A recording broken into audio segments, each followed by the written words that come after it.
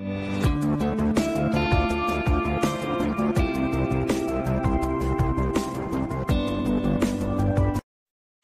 tal, amigos? Bienvenidos a Descifrando Laberintos, el podcast del Dr. Mario Guzmán Sescos, profesor de psicología en Trinity Christian College en la ciudad de Chicago. Además, soy psicólogo clínico con más de 20 años de experiencia tratando adolescentes, adultos, parejas. Y bueno, soy autor de 2 libros, La transformación del adolescente y Lucas 24, así como autor de varios artículos científicos que se han publicado en distintos journals, capítulos de libros y también algunos artículos de divulgación que van a encontrar en distintas plataformas. Como ustedes saben, Descifrando Laberintos es un espacio para reflexionar desde la psicología, la filosofía y la religión sobre los temas que nos afectan para que podamos vivir plenamente y enfrentar la adversidad. En cada episodio buscamos descifrar un laberinto relacionado a la salud mental o el desarrollo humano. Y además recomiendo un libro, una película, un programa de televisión o un documental que pueda ayudarnos a entender mejor el tema que estamos abordando. El día de hoy estamos grabando el 5º episodio de Descifrando Laberintos, y el laberinto que vamos a tratar de descifrar el día de hoy es el amor y la fortaleza de papá. Y estoy grabando este episodio en honor a todos los papás que me hacen favor de escucharme, porque el próximo 19 de junio, que es justamente el día que va a estar disponible este episodio, vamos a estar celebrando el Día del Padre. Lo vamos a estar celebrando en Estados Unidos, en Latinoamérica y creo que también en Europa. Entonces estoy muy contento de que pueda acompañarlos en este Día del Padre a través de este programa y que podamos reflexionar sobre la importancia del padre en el desarrollo de los hijos, en la presencia de la familia, que entendamos cómo funciona el amor y la fortaleza del papá en la crianza de los hijos. Pero antes de que empecemos a hablar de este tema tan bonito, quiero darle las gracias a todos los que se han suscrito al podcast en Spotify, en Apple Podcasts, en Google Podcasts, Amazon Music, en Stitches, en Anchor. Estamos en todas las plataformas, así que pueden escucharnos en cualquier lugar donde ustedes estén escuchando el podcast, cualquier otro podcast. Ahí van a encontrar Descifrando Laberintos también. Y también a todos los que me ven en mi canal de YouTube, porque como saben, tengo un canal de YouTube y estamos subiendo estas grabaciones con el video al canal de YouTube. Así que si tú prefieres ver videos, puedes buscarme en YouTube. Tú prefieres escuchar podcast, puedes escucharme en cualquiera de estas plataformas. Y yo voy a estar muy contento, sea cual sea el medio que tú utilizas. Gracias también a todos por sus comentarios. En YouTube he tenido un montón de comentarios que estoy tratando de contestar individualmente, dándole las gracias. Todos han sido comentarios positivos. La verdad es que es una experiencia sobrecogedora, es una experiencia muy bonita el poder ver cómo estos videos y estos programas les están gustando, les están sirviendo. Para los que son psicólogos, psiquiatras, terapeutas y me dicen gracias porque me ayudaste a entender temas que abordo con mis pacientes, pero también para los papás, para la gente que no son psicólogos o psiquiatras o terapeutas y me dicen gracias, esta información está siendo muy útil para mí.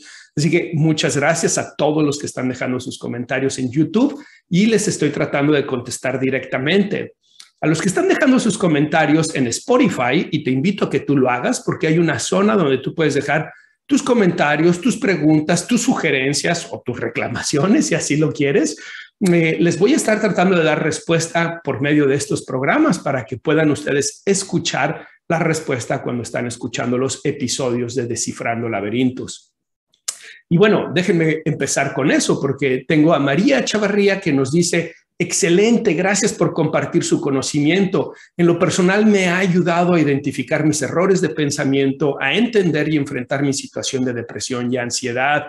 Pues me da muchísimo gusto, María, porque ese es justamente el objetivo, que ustedes puedan tener información basada en evidencia objetiva, académica, científica, que les ayude en su vida diaria.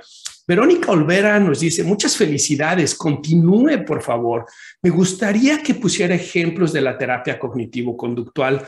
Verónica, tengo varios videos en mi canal de YouTube donde explico la terapia cognitivo-conductual, donde explico cómo se conduce una sesión de terapia cognitivo-conductual, qué son los sesgos del pensamiento, muchas cosas que son parte de esa terapia. Te invito a que lo veas. Y también te invito a que sigas escuchando el podcast porque en cada episodio, sobre todo cuando estamos hablando de trastornos mentales, como fueron el episodio 1, 2 y 3, voy a estar hablando de cómo se abordan desde la terapia cognitivo-conductual. Paula Valencia me dice, excelente tema. Esto es cuando estábamos hablando de la ansiedad social. Me sirvió mucho en lo personal y para compartir. Y dice, ¿cómo consideras que influyó el confinamiento de la pandemia en la ansiedad social en adolescentes? Bueno, no solamente en la ansiedad social, Paola, sino en su salud mental en general.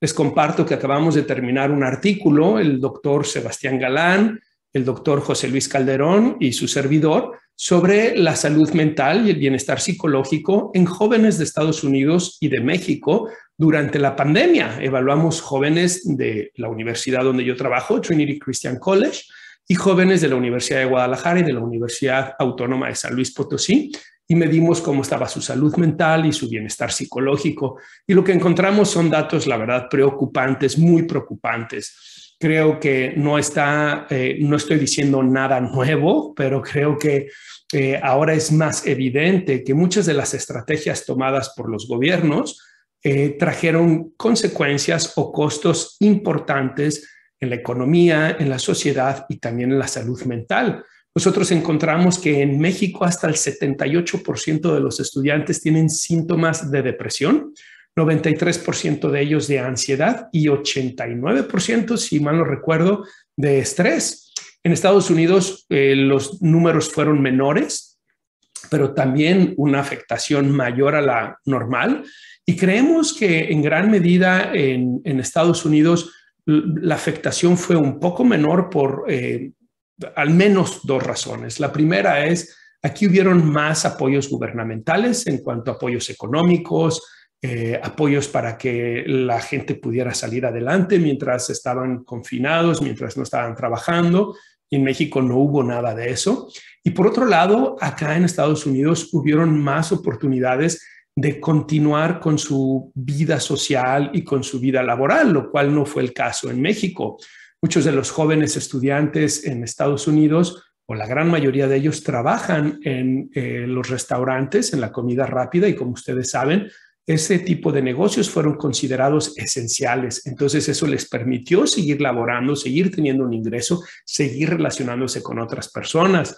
Y por otro lado, muchos de ellos viven en un suburbio donde está mi universidad, que se llama Palos Heights. Y en este suburbio hay muchas áreas recreacionales, hay muchas zonas forestales, parques, ríos, lagos, donde ellos tenían la oportunidad de ir y convivir ahí. En cambio, en México, los estudiantes que estuvimos evaluando fueron estudiantes que no contaron con esos apoyos económicos por parte del gobierno. Por otro lado, muchos de ellos no pudieron ni siquiera continuar con su trabajo, no pudieron continuar con su vida social y no tuvieron esas oportunidades recreacionales por vivir en zonas urbanas confinadas y zonas urbanas donde tal vez no tenían tantas posibilidades. Entonces, bueno, sea lo que sea, tenemos mucha investigación, la investigación que hicimos nosotros, investigación que han hecho colegas en todas partes del mundo, señalando que este confinamiento, el manejo de la pandemia, no trajo buenos resultados para la salud mental. E incluso ahora la Johns Hopkins University acaba de sacar un metaanálisis que les recomiendo que lo busquen, en donde cuestiona incluso los beneficios que tuvo para el manejo y control de la propagación del bicho. Bueno, ahí les dejo eso. Fernando Ibarra Harfush nos dice, felicidades amigo del alma, muy orgulloso de ti, eres un crack. Gracias Fernando. Fernando es un gran amigo que desde la adolescencia compartimos la amistad y que bueno, me da mucho gusto saber que está siendo parte de la audiencia. Gracias. Janet Pellegrini, muy bueno el tema y de gran interés. Me gusta mucho el podcast y a mí me gusta mucho que te guste, Janet, así que te invito a que lo sigas escuchando. Finalmente, Miriam Ibarrola me dice, me encantó el tema de la ansiedad social que vimos en el episodio número 3, ¿ok? Y muchas gracias, profe, me dice. Gracias a ti, Miriam, me da mucho gusto tenerte aquí en la audiencia. Y bueno, pues gracias a todos los que han estado dejando sus comentarios, a todos los que se han estado suscribiendo y también a todos los que están apoyando el podcast. Y si tú quieres apoyar la producción de este podcast, quiero decirte que hay dos formas en que puedes hacerlo. Una es una forma económica en donde si lo estás escuchando en Spotify o en Anchor, ahí hay un link donde puedes hacer clic y puedes hacer una aportación. O si lo estás viendo en YouTube, vas a ver debajo del video que hay un corazoncito y ahí también puede ser una aportación, la que tú quieras. Eso puede permitirnos, ayudarnos a seguir haciendo la producción de este podcast y seguir preparando más programas para ustedes. La otra forma en la que puedes apoyar este podcast es suscribiéndote, dejando tu calificación. En Spotify hemos tenido muchísimas calificaciones, ustedes pueden verlo, todas de 5 estrellas, lo cual me tiene muy contento, muy agradecido con todos ustedes. Pero los que están en Apple Podcast, quiero invitarlos a que también dejen ahí su calificación, porque cada que ustedes califican el podcast, eso va a servir para, ustedes saben, para el algoritmo que utilizan las plataformas, que pueda llegar a más personas. Y claro, también pueden compartir estos episodios con sus amigos, sus conocidos, sus colegas, sus pacientes, para los que son psicólogos, terapeutas, y que así más personas se vean beneficiados de este podcast. Ok, vámonos ahora sí a hablar del contenido el día de hoy, que es el amor y la fortaleza de papá. Este es el quinto laberinto que vamos a estar tratando de descifrar.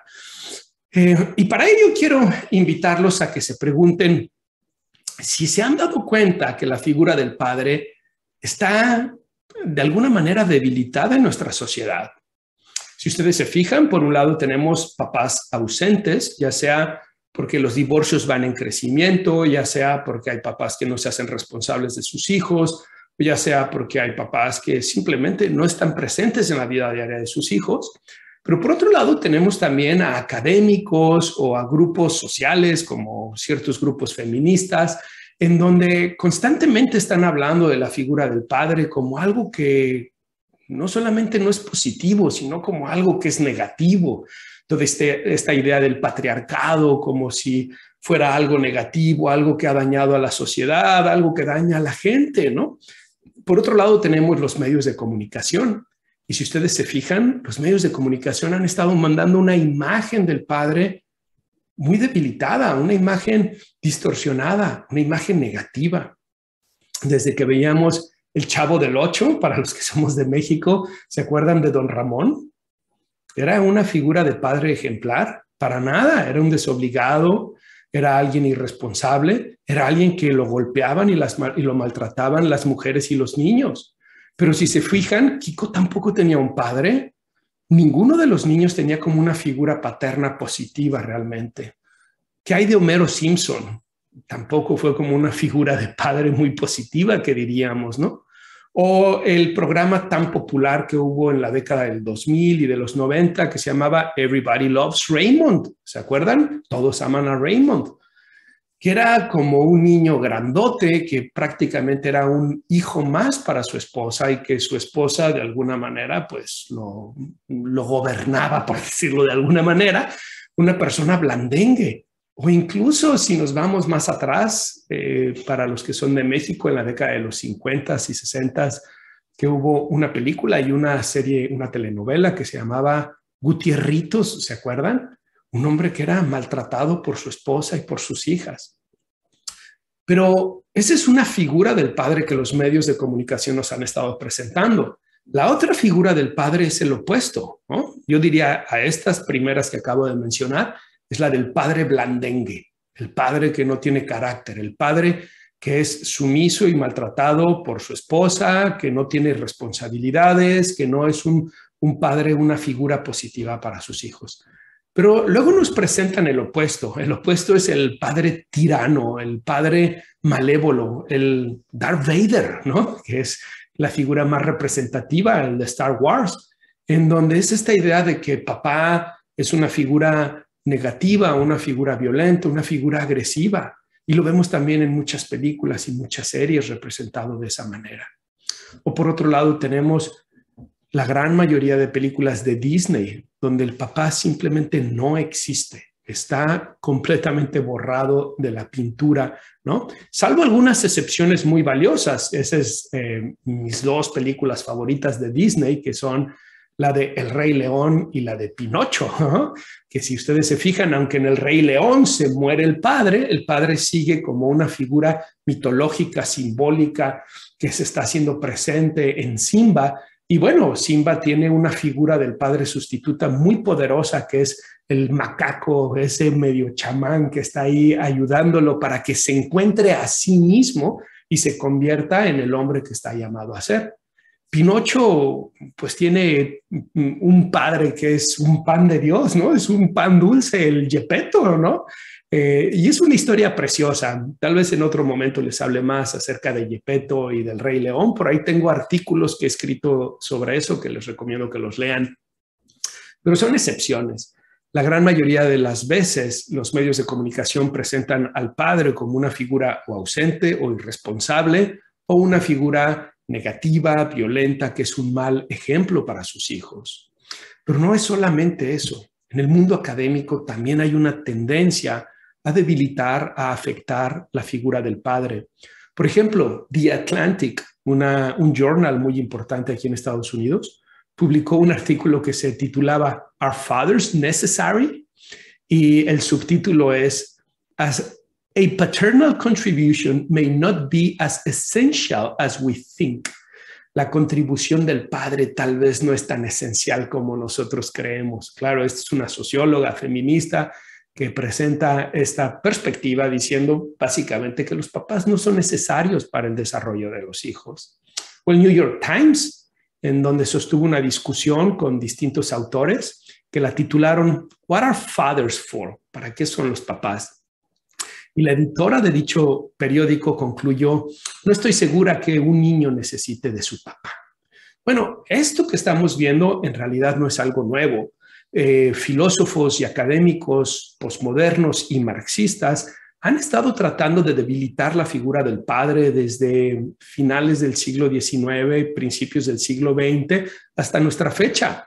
Incluso Marx es quien promueve este concepto del patriarcado como algo negativo y tratando de promover que la figura del padre es la figura por opresión, por excelencia y que por lo tanto se tienen que rebelar contra el padre.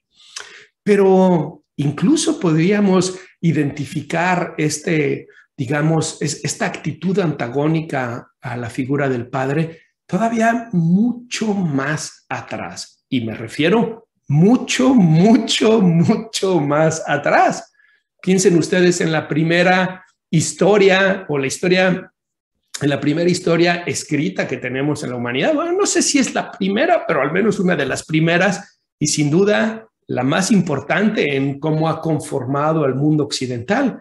Y es la historia en el Génesis de cómo se rebelan Eva y Adán contra el padre gracias a la influencia de la serpiente, ¿no? Que les dice, no le hagas caso a Dios que te está diciendo que no comas de ese árbol, tú come de ese árbol porque entonces serás como Dios, ¿no? Podrás distinguir del bien y el mal y podrás saber todo, ¿no? Y es un acto de rebeldía contra la figura del padre, es un acto de ir en contra de la figura del padre. Entonces, como estamos viendo, en realidad hay una situación de muchos años en donde la figura del padre, por un lado, en la época moderna, hay como este constante mensaje de que los papás, hombres, no somos necesarios en la figura de los hijos o que no sabemos relacionarnos con los hijos. Y por otro lado, vemos que hay una contención psicológica histórica a lo largo de la humanidad con el tema del padre. El resultado de todo esto es que hoy muchos papás están confundidos, no entienden bien cuál es su rol dentro de la familia. Algunos de ellos tienen temor de ser considerados opresores y entonces mejor dan un paso atrás. Otros de ellos de plano están confundidos, no saben cuál es el rol del papá y entonces simplemente no están en la pintura, desaparecen de la vida familiar. Algunos otros tratan de desarrollar una actitud de complacencia con la mujer, con la esposa, y entonces tratan de hacer todo lo que ella quiere y se muestran como figuras debilitadas. Y hay otros que también, en oposición a eso, en el sentido contrario, pues actúan de manera agresiva, de manera violenta, de manera impositiva.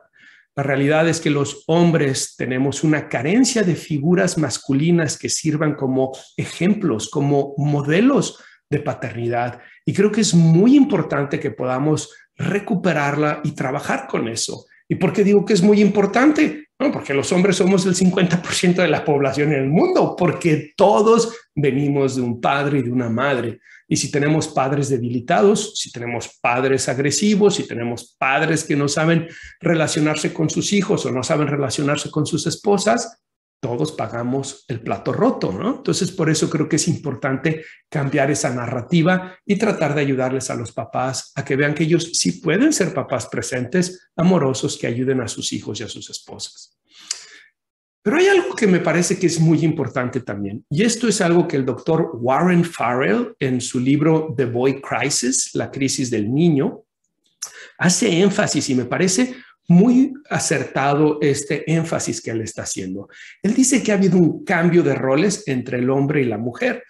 En el pasado, el hombre, en el rol tradicional, se esperaba que fuera a trabajar, llegar a la casa y que él fuera el proveedor, que trajera los recursos económicos para que la familia tuviera lo necesario y poder salir adelante. Y la mujer era la administradora de esos recursos y se quedaba en casa cuidando a los hijos para que crecieran.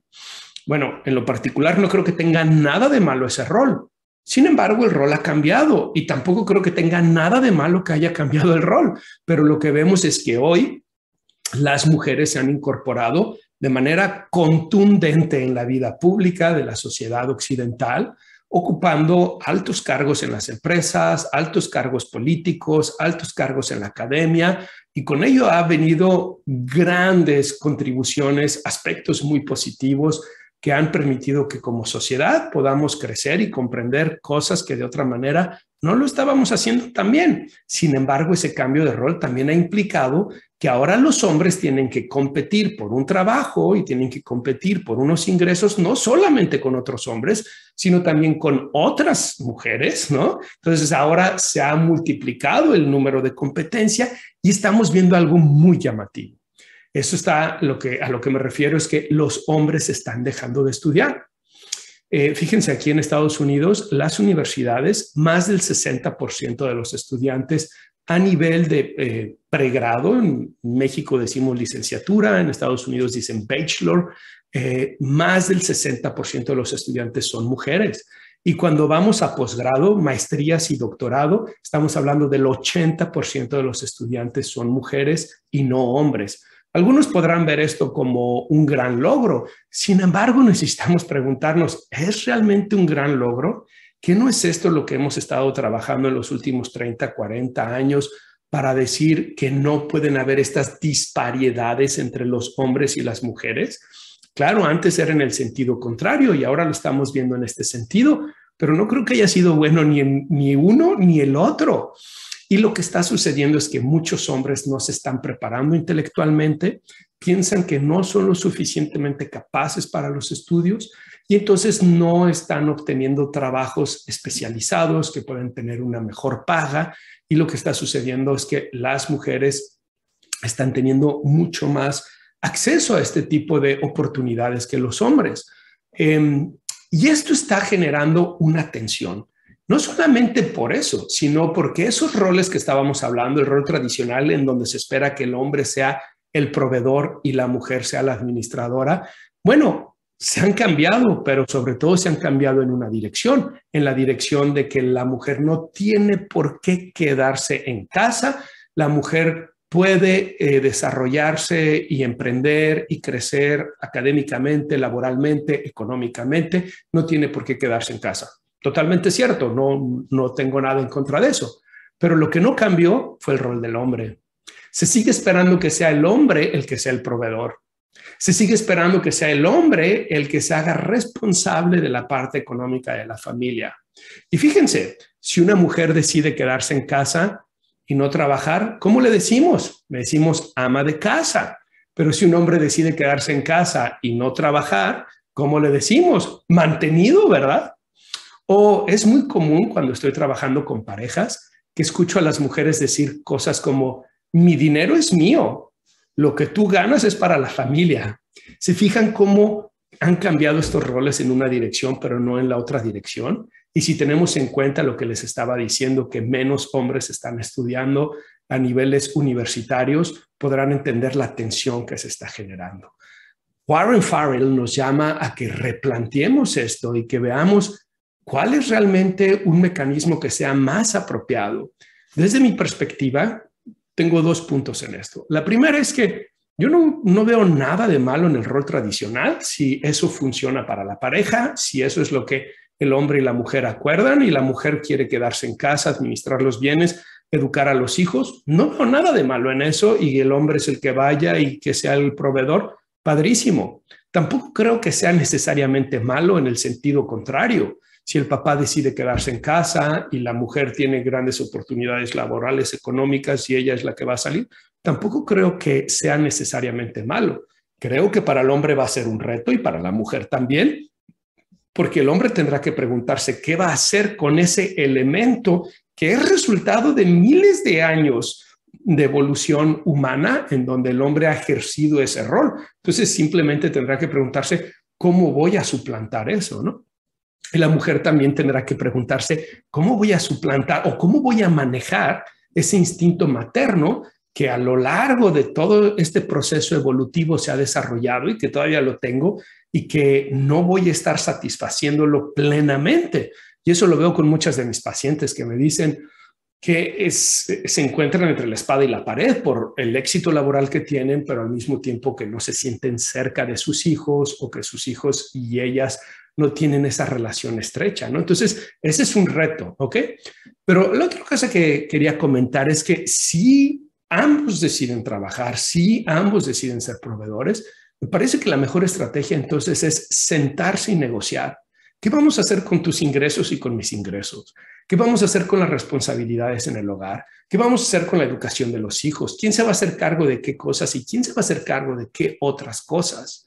Porque algo que veo con muchas parejas es que no lo hablan de manera directa.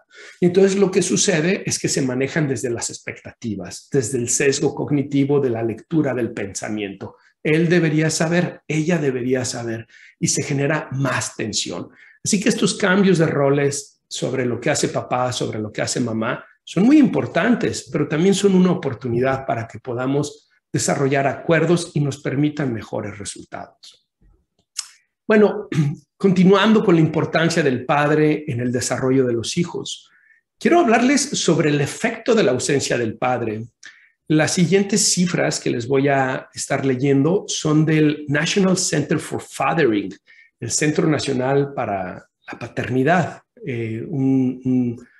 digamos una asociación aquí en Estados Unidos que se encarga de promover la paternidad, que se encarga de promover la participación del padre en la familia, en el desarrollo de los hijos. Y nos dice que la ausencia del padre se correlaciona, incrementa la probabilidad del suicidio en 63%. Es decir, 63% de los jóvenes que se suicidaron provienen de un hogar donde hay ausencia del padre. 90% de todos los jóvenes que están en situación de calle, que no tienen casa, que son homeless, sin techo, provienen de un ambiente donde no había papá. El 85% de los niños que presentan trastornos psicológicos vienen de un ambiente donde hay una ausencia de la figura paterna. El 71% de los desertores escolares a nivel de secundaria, 70% de los menores en situaciones instituciones operadas por el Estado, como son los centros de readaptación juvenil, ¿no? O los centros de manejo de adicciones. 75% de los pacientes adolescentes en centros de abusos de sustancias provienen de hogares donde papá no está presente. 75% de los violadores están motivados por la ira desplazada que experimentaron con su papá.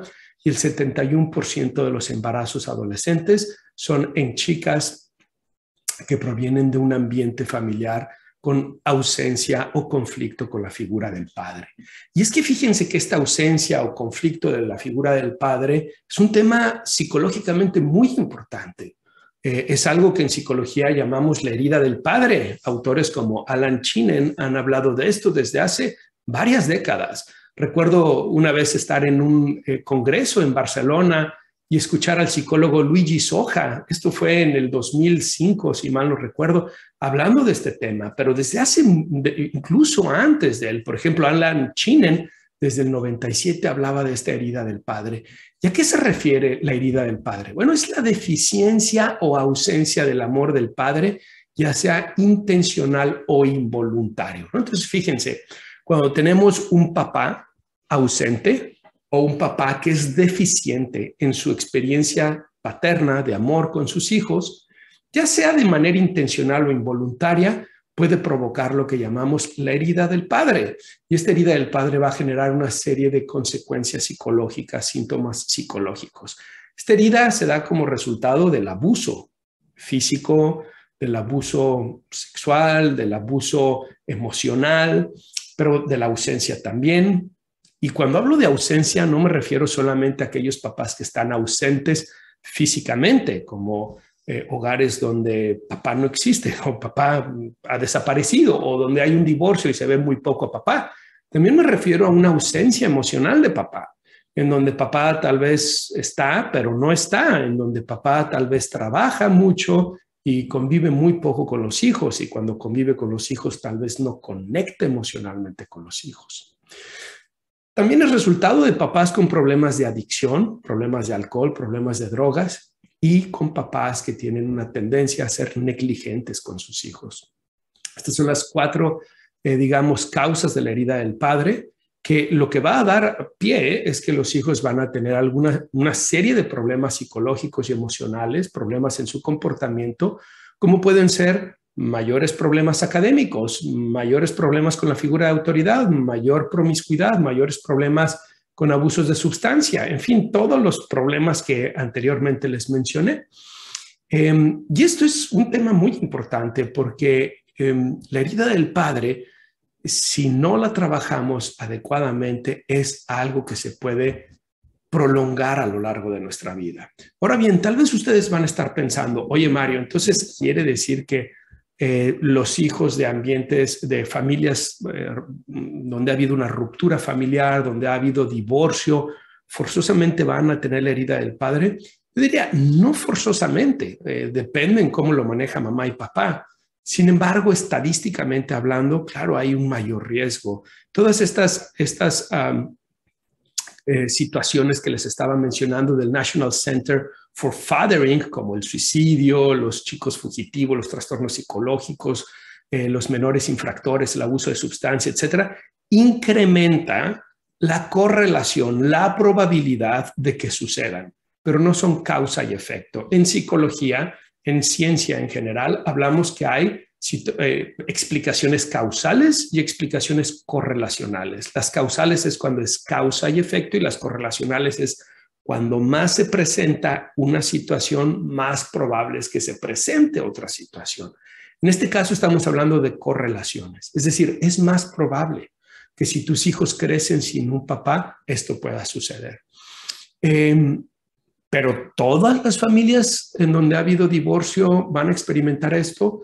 ¿Todos los hijos que han crecido sin un papá van a experimentar esto? No, no necesariamente. Hay muchos otros factores que pueden funcionar como factores de protección. Por ejemplo, figuras paternas que puedan ser de apoyo, aunque no sea necesariamente el papá, ¿no? Sustitutas como un abuelo, un tío, un profesor. Sin duda eso puede ser algo importante. La forma en cómo la mamá maneja también la ausencia del padre en la vida de los hijos es muy importante. O si es una situación de divorcio, si mamá y papá son capaces de entender que nuestro problema fue como pareja, nuestro problema no es como papá y mamá, y por lo tanto tenemos que hacer todo para promover que haya una buena relación de los hijos con la mamá y de los hijos con el papá. Evitar lo que en psicología llamamos alienación parental, que es un síndrome que sucede con mucha frecuencia en los hijos de familias donde ha habido ruptura familiar, donde ha habido divorcio. Tal vez en otro momento les hable sobre esta alienación parental. ¿Okay? Bueno, con todo esto, ya que vimos cómo los medios, incluso la academia, filósofos han estado promoviendo una actitud negativa a la figura del padre, y ya que vimos que en realidad la ausencia del padre es muy importante en niveles de cómo afecta la salud mental de los hijos, el desarrollo de los hijos, ya que vimos que esto da paso a lo que llamamos la herida del padre, tendríamos que preguntarnos, bueno, ¿y por qué es tan importante el papá? ¿Por qué es que la presencia del papá es tan importante en la vida de los hijos? Y aquí viene el título de este episodio, que hablábamos la fortaleza y el amor del padre, ¿verdad? ¿Y a qué me refiero con esto? Es que fíjense que Papá y mamá son igualmente importantes en el desarrollo de los hijos. En psicología hemos estudiado mucho la influencia de la madre en el desarrollo de los hijos, pero hemos estudiado poco, o diría poco en comparación a la madre, la influencia del padre en el desarrollo de los hijos. Pero lo que hemos estudiado, lo que hemos visto, la investigación que tenemos, nos señala claramente que es muy importante su presencia. Pero también nos señala que la forma en cómo papá se relaciona con los hijos es distinta a la forma en cómo mamá se relaciona con los hijos. Y no es solamente por constructos sociales, no es solamente por el patriarcado opresor que a algunos colegas míos les gusta decir, tiene que ver incluso con elementos evolutivos, con la forma de ser de nuestro cuerpo incluso. ¿A qué me refiero con esto? Papá normalmente tiende a ser una figura que busca más la implementación de las estructuras, las reglas, los retos en la vida de los hijos. Por ejemplo, hay una investigación que señala que mamá suele llamar la atención más seguido a los hijos, pero implementan menos consecuencias con los hijos. En cambio, los papás llaman menos la atención a los hijos, pero implementan más consecuencias. Y lo escucho constantemente, que me dicen las parejas que me consultan, me dicen, no sé por qué, pero yo, la mamá, tengo que decirle las cosas 10 veces, pero con el papá obedecen a la primera o a la segunda. Les digo, es que tendríamos que analizar cuántas veces les dices tú que dejen de hacer algo antes de que llegue la consecuencia y compararlo con cuántas veces lo dice papá antes de que llegue la consecuencia. Y se van a dar cuenta que en muchas ocasiones, en la mayoría de las ocasiones, papá aplica las consecuencias con mayor frecuencia que mamá, lo cual genera cambio conductual, como le llamamos en psicología. Entonces, hay un elemento que tiene que ver con el orden, la estructura, las reglas, los retos, que es lo que yo llamo la fortaleza en la figura del padre, que ayuda a los hijos a entender que en la vida hay consecuencias, que hay una causa y un afecto, que sus comportamientos traen consecuencias positivas o negativas, lo cual es fundamental en el desarrollo de los hijos. Pero por otro lado, hay una experiencia de amor que es distinta a la experiencia de amor con la madre. No quiero decir que la mamá no pueda poner reglas, volviendo a la fortaleza o poner consecuencias, pero digo que lo ponen de manera diferente. Y no lo digo yo, lo dice la investigación. Y con el amor sucede algo semejante. Si ustedes se fijan, las mamás tienden a ser más acogedoras y tienden a ser más cariñosas. ¿Y se acuerdan que les decía que hasta está en la forma en que es nuestro cuerpo? Bueno, las mamás tienen un vientre donde acogen al bebé por 9 meses y está en su... ¿Cuál es la palabra correcta que estoy buscando? Es un elemento de la psicología femenina, el tema de acoger. Desde la forma en cómo los genitales de la mujer están diseñados o resultados de la evolución, como ustedes le quieran llamar, tienen una función de acoger. La forma en cómo dan vida es a través de acoger y la forma en cómo demuestran el amor a sus hijos suele ser el amor de una forma de acogerlos también. Cuando mis hijos se caen, lo primero que hace mi esposa es que se levanta, va detrás de ellos y los abraza y les dice, ¿están bien? Y lo primero que hago yo es que le digo, Ana Sofía, detente, espérate, déjalo que él vea si está bien o no, ¿no? Es una forma distinta de expresar el amor. Las madres suelen expresarlo a través del acogimiento, acogiendo a sus hijos y a través del cariño. En cambio, los papás tenemos una tendencia a expresar el amor desde el orgullo. Es decir, es una forma de mostrarles que estamos orgullosos de ellos, mostrarles que lo que ellos hacen nos hace sentir orgullosos. Ustedes van a decir, ¿y es eso bueno o es eso malo? Yo les diría, es bueno. Y claro, puede ser negativo, inapropiado si se lleva o se maneja de una manera inapropiada. Pero fíjense, quiero ponerles un ejemplo muy importante. Y esta es la narración del bautizo de Jesús en el Jordán, cuando va a ser bautizado por Juan el Bautista. ¿Recuerdan esa escena? Creo que les hablé de esto en el último capítulo, en el último episodio, el número 4, sobre la educación de los hijos. Pero en esa escena, el evangelista Mateo nos dice que una vez que ha sido sumergido Jesús y sale, se escuchó una voz en el cielo que decía, este es mi hijo amado en quien me complazco. Fíjense cómo hay tres elementos importantísimos. Primero, te reconozco como hijo. Este es mi hijo. Segundo, te expreso mi afecto. Es mi hijo amado. Y tercero, me complazco. Es decir, me siento orgulloso, me siento complacido con él. Esas tres cosas son fundamentales que los hijos, me refiero a los niños y las niñas por igual, lo escuchen de papá. Si los hijos saben que cuentan con el reconocimiento, con el amor y con el orgullo del padre, algo importantísimo sucede dentro de ellos. Es como una fortaleza psicológica que les va a permitir saber, mi padre me considera lo suficientemente bueno y por lo tanto soy capaz de ir a enfrentar cualquier reto que tengo enfrente de mí. Eso está también en la historia de Jesús, pues es que es justo después de su bautizo que él empieza su ministerio. Es justo después de escuchar estas palabras, este es mi hijo amado en quien me complazco, que él va y enfrenta los retos que se presentaron en su vida. Psicológicamente todos necesitamos eso. Cuando los hijos están privados de eso, cuando los hijos no tienen una experiencia con papá, que les dice, tú eres mi hijo, yo te amo, yo me complazco en ti, muchos problemas psicológicos se van a hacer presentes. Tanto en niños como en niñas va a haber una falta de sentirse reconocidos, aceptados, valorados.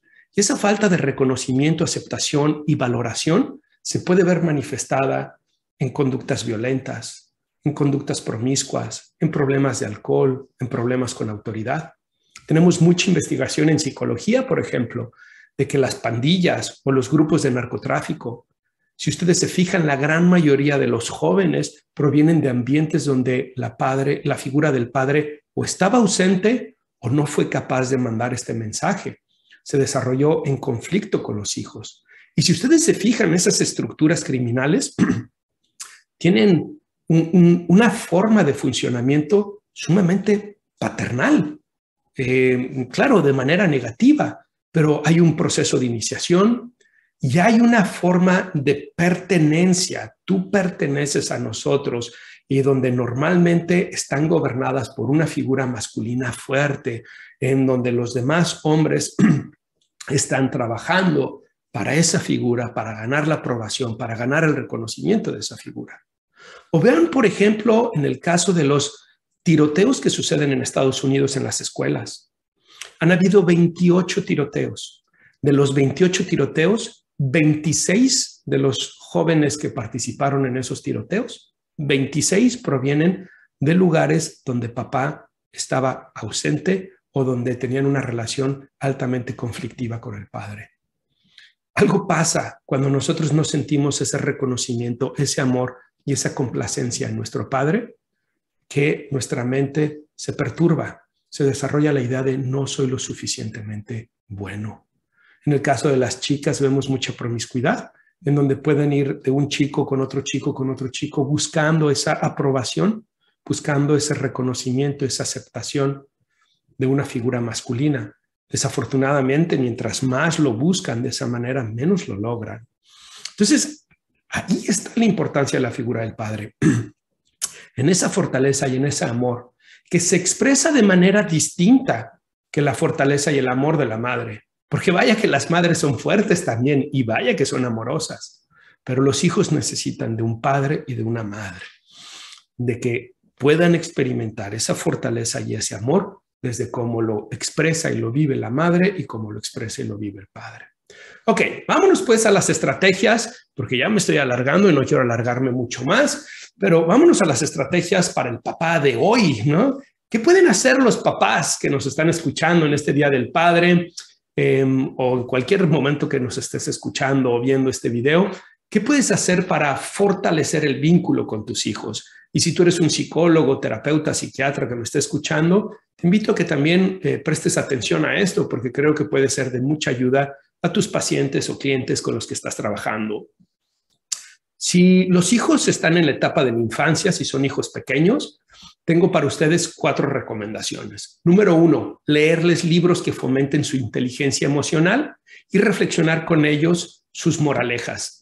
¿Se acuerdan que en el episodio número 1 les leí el libro de Mikey and the Dragons? Es un excelente libro. Si no has escuchado el episodio 1, te recomiendo que vayas y lo escuches. Hablamos sobre qué es la ansiedad y cómo manejarla adecuadamente. Y ahí recomiendo este libro que se llama Mikey and the Dragons, un libro extraordinario que yo se lo leo a mis hijos constantemente y les ayuda a enfrentar el temor. Esta es una estrategia que me parece muy importante porque cuando estamos leyendo libros a nuestros hijos, están sucediendo muchas cosas. Estamos transmitiendo lenguaje, están aprendiendo nuevas palabras, pero además los libros presentan situaciones emocionales y sociales que les ayudan a los hijos a saber cómo enfrentarlas y resolverlas. Entonces, esta es una estrategia muy importante. La segunda, si los papás tienen hijos pequeños, participar en las actividades diarias del baño, del cambio de ropa, de hacer tareas, juego, manualidades, etcétera.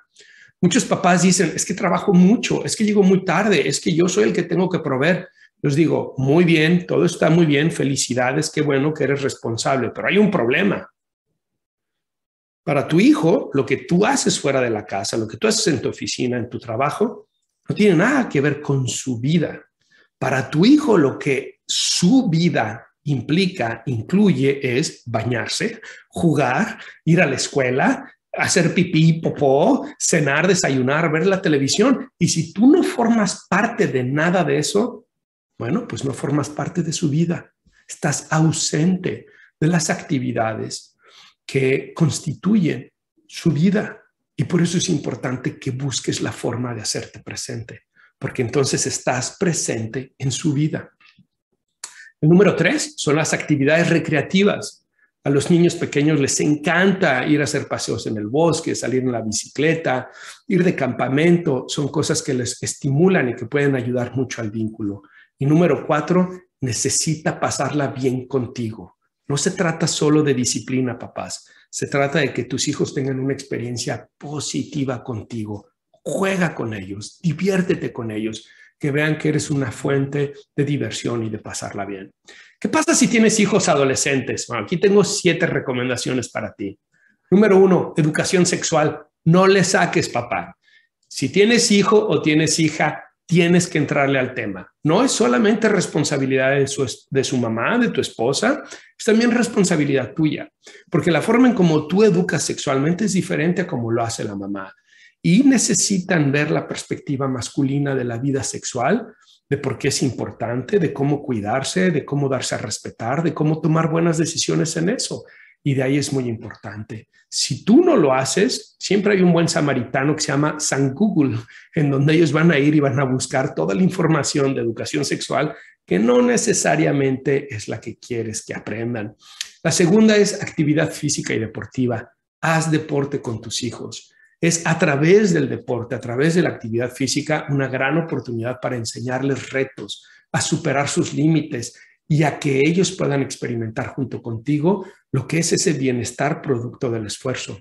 3, pídeles su opinión sobre temas que viven como la familia, la mudanza de casa, las vacaciones, la enfermedad, los duelos. Acércate y diles, ¿qué piensas de esto que estamos decidiendo tu mamá y yo? No quiere decir que vas a hacer lo que ellos dicen, pero que ellos se sienten tomados en cuenta por ti. 4, organiza un rito de iniciación entre los 15 y los 16 años. Los niños y las niñas dejan de ser niños, se convierten realmente en jovencitos. Y es muy importante que ellos puedan tener un rito de pasaje, le llamamos en psicología, algo que les ayude a saber que ya no son niños chiquitos. Una aventura o una experiencia memorable para toda la vida que marque la transición entre la infancia y la vida adulta. Por ejemplo, cuando mi hijo cumplió 13 años, nos fuimos un fin de semana, él y yo solos, a un pueblito cerca, bueno, no tan cerca, 3 horas de aquí de Chicago, en las montañas, un pueblo encantador. Nos fuimos a un parque acuático y entonces ahí fue muy interesante porque nos la pasamos muy bien en el parque acuático, luego íbamos a cenar a los restaurantes del pueblito, fuimos a un museo, a una casa de una figura histórica de Estados Unidos, pero luego también le enseñé a rasurarse, le enseñé a usar el desodorante, le hablé sobre lo que es ser hombre, le hablé sobre cómo tratar a las mujeres, cómo también buscar ser tratado por las mujeres. Le hablé sobre cómo es importante el que él pueda estar atento a los riesgos que vienen en la adolescencia, etcétera, etcétera. Después de esas 2 noches y 3 días, algo mágico pasó en mi hijo. No es mágico, es psicológico. Él entendió, ya no soy un niño, ahora soy un adolescente. Y su comportamiento fue diferente y su relación conmigo mejoró de manera extraordinaria. Se los recomiendo mucho. 5, promueve una forma de ingreso económico. Que tu hijo o tu hija aprendan un oficio, un negocio propio, hacer labores especiales en la casa donde ellos puedan recibir recompensas económicas. Conoce a sus amistades. De esto les hablaba en el episodio anterior también. Mientras más conoces a sus amistades, más sabrás si son una buena o no influencia para tus hijos y podrás sugerirles, recomendarles, ayudarles a pensar sobre eso. Y finalmente, necesitan tu reconocimiento, tu admiración y tu guía. Aunque son adolescentes, son rebeldes y tratan de hacer las cosas por ellos mismos, siguen necesitando de tu reconocimiento, de tu admiración y de tu guía. Están necesitados de eso, pero tienes que aprender a hacerlo de una manera diferente. Ya no es impositiva como cuando eran niños. Ahora es a través de esa relación, a través de preguntarles qué opinan ellos, a través de ayudarles a pensar. Recuerden que Jean Piaget nos decía que en esta etapa es la etapa de operaciones formales. Los chicos ya utilizan la lógica, ya utilizan la construcción de hipótesis, la construcción de alternativas para poder llegar a conclusiones. Trátalos como unos chicos grandes, no como chicos pequeños. Y finalmente, si tienes hijos en la juventud, digamos en la universidad o más grandes, 5 recomendaciones. Interésate en sus actividades académicas, laborales o de recreación. Pregúntales sobre qué están estudiando, sobre qué temas están siendo más interesantes o más difíciles, cómo les está yendo en su trabajo, qué les gusta, qué no les gusta de su trabajo, cómo están enfrentando los retos y las dificultades que tienen con los clientes o con sus jefes, sus supervisores, sus compañeros. Escúchalos, preocúpate, interésate por lo que para ellos es importante. Habla sobre sus dificultades y metas en la vida. Pregúntales qué quieren hacer después. ¿Cómo se ven en 5 años, en 10 años, en 20 años? A través de la comunicación y el diálogo, pregúntales que si ya tienen un plan para lograrlo. Y si no es así, ¿cuál debería de ser ese plan? Conoce a su pareja romántica. Si tú no aceptas al novio o a la novia de tus hijos, lo que va a suceder es que tus hijos se van a rechazar más. Si tú tienes alguna situación de preocupación real, entonces tienes que hablarlo con tus hijos y decirle por qué no piensas que es la persona adecuada.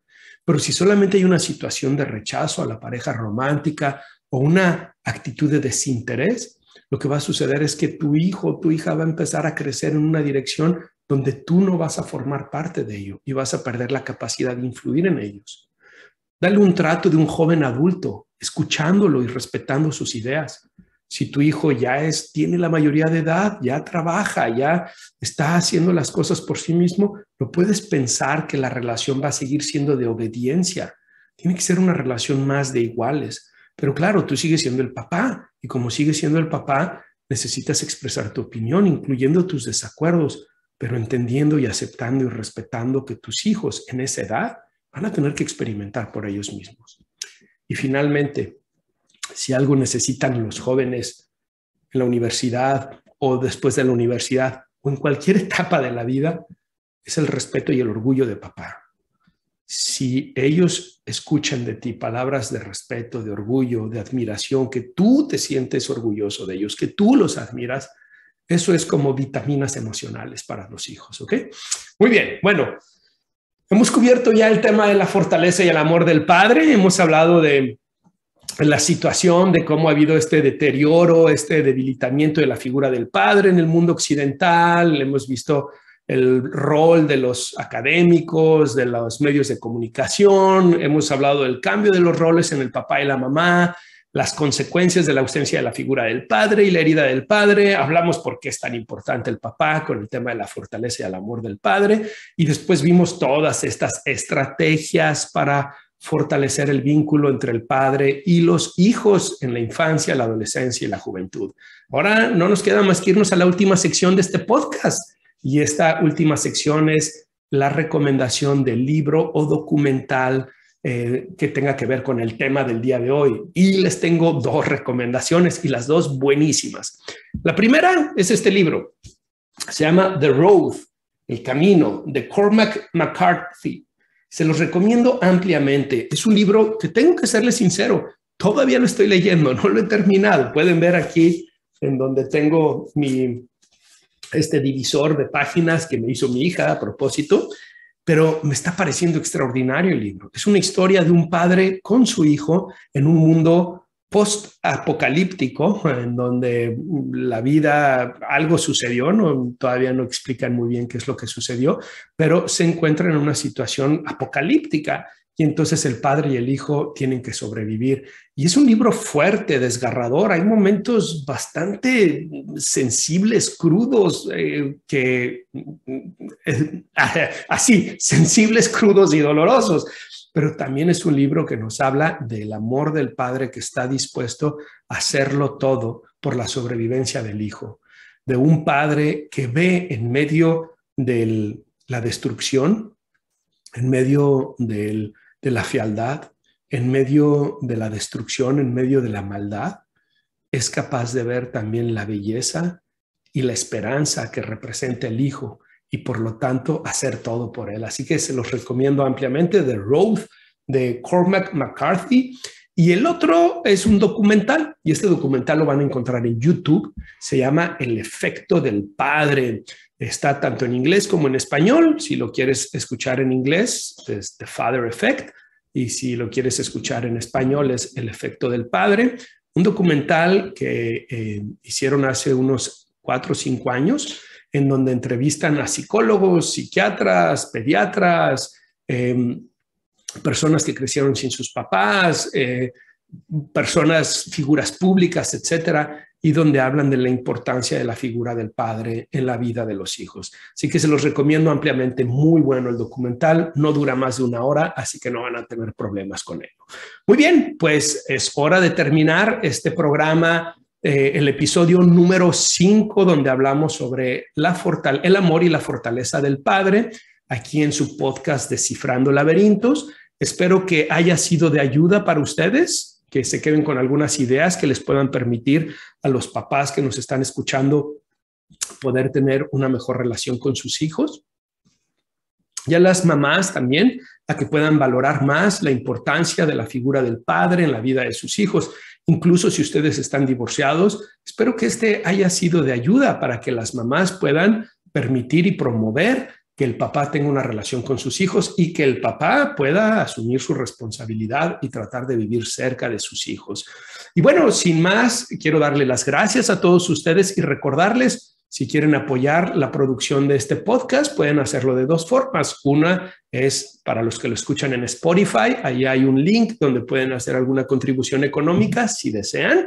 Lo mismo si lo estás viendo en YouTube, vas a ver que hay un corazoncito. Ahí le puedes hacer clic y puedes contribuir con lo que tú quieras. Y la otra es simplemente dándole una calificación positiva de 5 estrellas en Spotify, compartiéndolo con tus amigos, con tus compañeros, colegas. O si lo estás viendo en YouTube, dejar el like, dejar un comentario, compartirlo con los demás. Y a todos les recuerdo, en la descripción del podcast, en Spotify, en Anchor y en las demás plataformas, hay un link donde ustedes pueden mandar sus preguntas, sus comentarios o sus sugerencias y con mucho gusto las voy a escuchar y las voy a compartir en el siguiente episodio. Les mando un abrazo, espero que estén muy bien, espero que haya sido de su agrado y nos vemos. Hasta la próxima.